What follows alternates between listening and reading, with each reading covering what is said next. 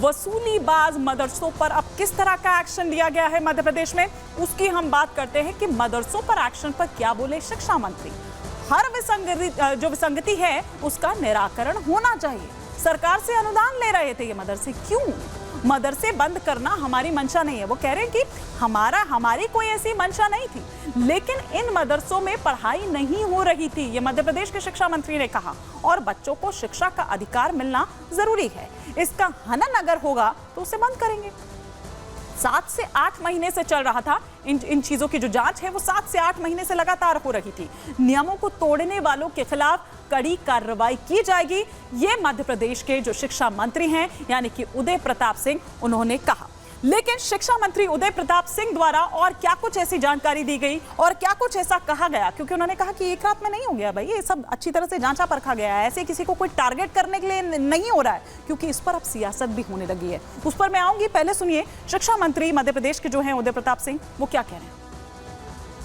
अभी इस तरह से कोई आंकड़े निकल के नहीं आए, वो जांच का विषय है।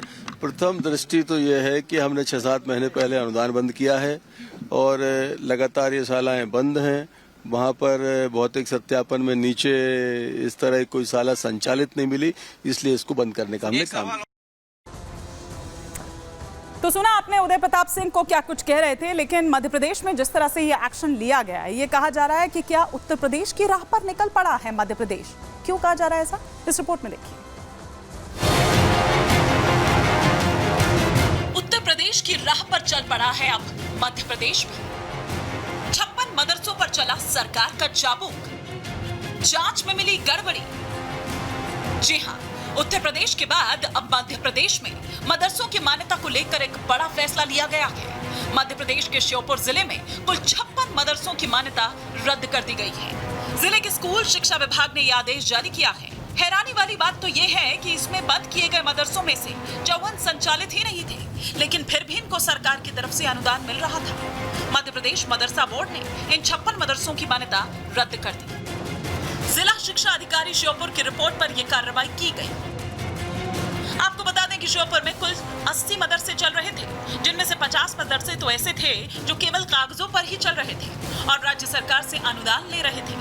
जिन मदरसों की मान्यता खत्म की गई है, उनमें पढ़ने वाले बच्चों को दूसरे स्कूल्स में भर्ती कराया जाएगा। हालांकि जिला शिक्षा अधिकारी का कहना है कि जो मदरसे संचालित नहीं थे, उन पर जांच के बाद कार्रवाई की गई। मदरसे तो नियमों के साथ खिलवाड़ करने पर बंद किए जा रहे हैं, लेकिन कांग्रेस को इसमें भी राजनीति नजर आ रही है। कांग्रेस इसे तुष्टीकरण की राजनीति बता रही है। इतना ही नहीं, मदरसे बंद किए जाने पर सरकार पर भी जमकर निशाना साध रखे हैं और बंद पड़े मदरसों को अनुदान देने पर भी सवाल उठाए हैं। मध्य प्रदेश में अब सभी मदरसों का वेरिफिकेशन कराया जाएगा और जो राज्य सरकार के नियमों के अनुसार नहीं चल रहे होंगे, उनकी मान्यता को खत्म कर दिया जाएगा।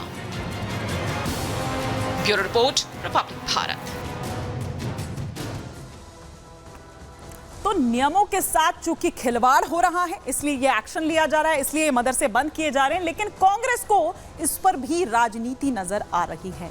तुष्टीकरण की राजनीति का आरोप दरअसल सरकार पर लगाया जा रहा है और यह भी कहा जा रहा है कि भाई फिर क्यों उनको ये जो फंडिंग है वो की जा रही थी। सुनिए। भारतीय जनता पार्टी मदरसे के नाम पे हमेशा से राजनीति करती आई है, ये कोई नई बात नहीं है। भाजपा ध्यान मोड़ने के लिए, लोगों का ध्यान मोड़ने के लिए इस तरह के काम करती है। इनका उद्देश्य सिर्फ राजनीतिक है, इसलिए सवाल खड़े होते हैं। अगर कोई मदरसा संचालित नहीं हो रहा है तो मदरसा बोर्ड हमेशा ही उन तमाम मदरसों को बंद करता है। कि वर्षों से ये मदरसे चल रहे थे और जब जांच की गई तो ये वर्षों से बंद पड़े हैं। जब वर्षों से बंद पड़े हैं तब ये सो रहे थे क्या? और बंद पड़े मदरसों को इन्होंने अनुदान क्यों दिया? और अगर दिया है तो जिन्होंने अनुदान दिया है उन पर आपराधिक मुकदमा दर्ज होगा क्या? तत्कालीन मंत्री पर आपराधिक मुकदमा दर्ज होगा क्या? और जो अभी मंत्री इस विभाग के मंत्री हैं उन्हें भी इस्तीफा दे देना चाहिए। तो ये कांग्रेस के नेता जो हैं वो सवाल उठा रहे थे, लेकिन जो शिक्षा अधिकारी हैं वो क्या कुछ कह रहे हैं ये भी आपको सुनना जरूरी है, क्योंकि उनकी तरफ से तो ये कहा जा रहा है कि भैया जो संचालित नहीं थे उन पर ये एक्शन लिया गया है। और क्यों लिया गया है, सुन लीजिए। 56 मदरसे संचालित पाए गए थे, इसकी रिपोर्ट मदरसा को वहाँ आयुक्त लोक शिक्षकों को भोपाल भेज दी गई थी। केवल 24 मदरसे थे जो यहाँ संचालित, मतलब उस समय संचालित पाए गए थे। और इसके बाद में फिर ये लोग करते रहे हैं। बीच बीच में उन्होंने वहाँ जिला पंचायत में भी कुछ आवेदन दिए हैं कि हमारा मध्याह्न भोजन बंद कर दिया जाए, और चूँकि उन्हें उनकी जो है कंटिजेंसी राशि नहीं मिली है 7-8 साल से, तो शिक्षक भी चले गए हैं, ऐसा कुछ करके उन्होंने लिख के दिया है। तो ये जिला पंचायत सीओ साहब की तरफ से पत्र भी आया था, तो उसमें उन्होंने लिखा भी था कि बंद कर दिए हैं और वो मध्याह्न भोजन जो है हमारा बंद किया जाए। तो सुन लिया आपने कि शिक्षा अधिकारी क्या कुछ कह रखे हैं, लेकिन सियासत इस पर फुल ऑन है।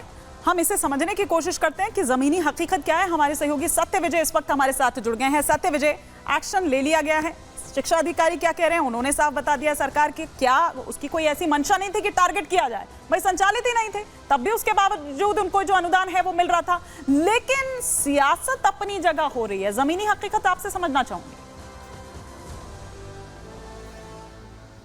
जी बिल्कुल, देखिए मध्य प्रदेश में जो अवैध मदरसे हैं अब वो प्रदेश सरकार के रडार पर हैं, क्योंकि प्रदेश सरकार लगातार जो भी हर जिले के जिला शिक्षा अधिकारी को निर्देश दिए हैं कि शैक्षणिक संस्थाओं के नाम पर अगर किसी भी संस्था में अवैध गतिविधि होती है तो उसके खिलाफ कार्रवाई की जाएगी। इसी की पहली शुरुआत जो कड़ी जो है वो श्योपुर से शुरू हुई है, जहां पर कि 80 में से 56 जो मदरसे हैं वो सिर्फ कागजों पर पाए गए और ये सालों से अनुदान ले रहे थे। मतलब एक ये सरकार के साथ एक तरीके से फर्जीवाड़ा किया जा रहा था, उनसे अनुदान लिया जा रहा था, लेकिन वहां पर मदरसे संचालित नहीं थे। हकीकत यह है कि एक ही नाम से 5-5 मदरसे रजिस्टर्ड थे, लेकिन वो सिर्फ कागजों पर थे।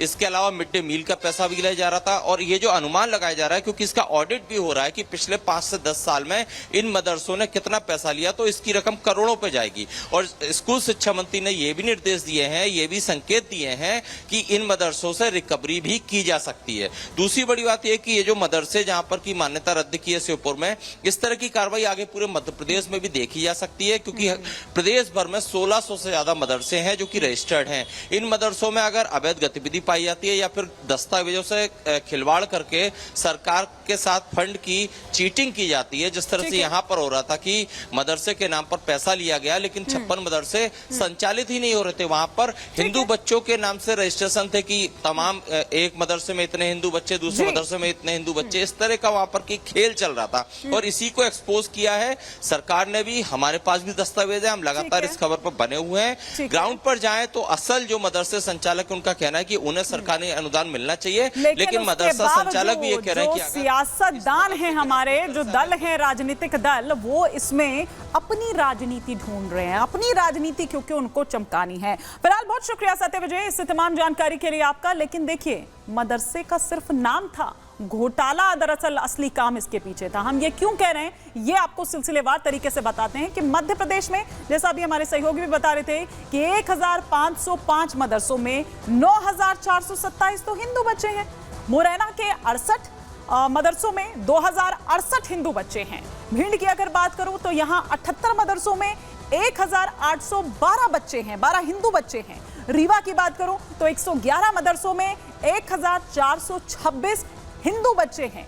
हिंदू छात्रों के नाम पर सरकारी सहायता ली जा रही थी और नौकरी कर रहे छात्रों के नाम पर यह सहायता, जिनकी शिक्षा पूरी हो चुकी है, उनके नाम पर भी सहायता, मतलब उनके नाम पर सहायता कुछ इस तरह से कि उनको दिखाया गया है कि ये अभी भी दरअसल ये शिक्षा ले रहे हैं, ये बताया गया था। लेकिन जबकि वो नौकरी लग चुके हैं या कहीं वो डॉक्टरी कर रहे हैं, इंजीनियर बन चुके हैं,